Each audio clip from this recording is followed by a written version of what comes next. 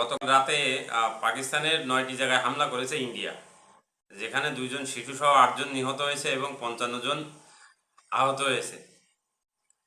এই ৯টি জায়গার ভিতরে দুটো মসজিদ ছিল, দুটো মসজিদে সরাসরি হামলা করাতে দুটো মসজিদ মাটির সাথে মিশিয়ে গেছে। এখানে কথা হচ্ছে যে ইহুদি, ইসরায়েল আর ইন্ডিয়ার হিন্দুত্ববাদীর ভিতরে কোনো তফাৎ নাই।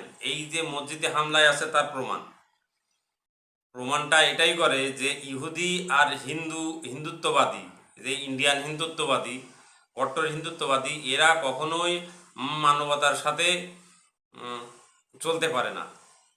এইখানে বলা হচ্ছে যে যুদ্ধের মেন টার্গেট হবে সেনাবাহিনী তো সেনাবাহিনী, কিন্তু এইখানে মসজিদ, মন্দির এইগুলো হামলা করা আসলে এটা কখনোই বোধগম্য নয়।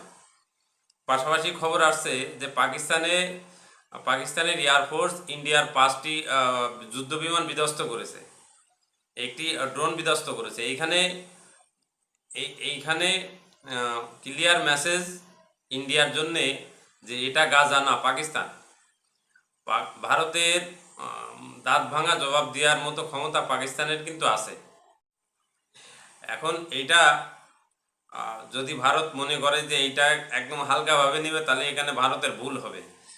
এই যে পুরো যুদ্ধক্ষেত্রটা তৈরি করার মাস্টার মাইন্ড হচ্ছে নরেন্দ্র মোদীর পজিশন ইসরায়েলি নেতানিয়াহুর মতো নড়বড়ে। ইসরায়েল যেদিন যুদ্ধ বন্ধ করবে, নেতানিয়াহুর গদি সেদিন থাকবে না। ঠিক একই অবস্থা সামনে মোদী চিন্তা করছে যে মোদীর যে অবস্থা সামনে, সে পুনরায় ক্ষমতা আসতে পারবে না। এই জন্যে এই পহেলগামের যে ঘটনা সে নিজে ঘটিয়ে এখন পাকিস্তানের কাছে চাপিয়ে একটা যুদ্ধক্ষেত্র তৈরি করেছে। এতে ভারতের ভবিষ্যৎ যে কী হবে সেটা মোদী কখনোই চিন্তা করেনি। এখন কথা হচ্ছে পাকিস্তান তার উল্টো হামলা করার হুমকি দিয়েছে, আর এটা সম্ভবত পাকিস্তান করবেও।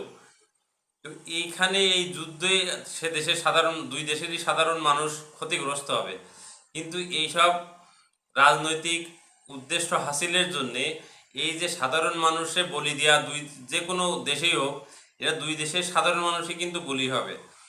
আসলে এইসব নেতাদের, এইসব রাজনৈতিক দলদের বোকামির জন্যে আমরা সাধারণ মানুষই মনে করে সবসময় এই যে তার মাসুল দিতে হয়। আমরা আশা করি অবশ্যই এই যুদ্ধ বন্ধ হবে, এটাই বাংলাদেশের সকল মানুষের প্রত্যাশা। আমরা কোনো যুদ্ধ চাই না। যুদ্ধ কোনো জিনিসের সমাধান হতে পারে না। আলোচনার টেবিলই আছে সবচেয়ে উত্তম পন্থা হচ্ছে সমাধানের জন্য। সবাইকে ধন্যবাদ।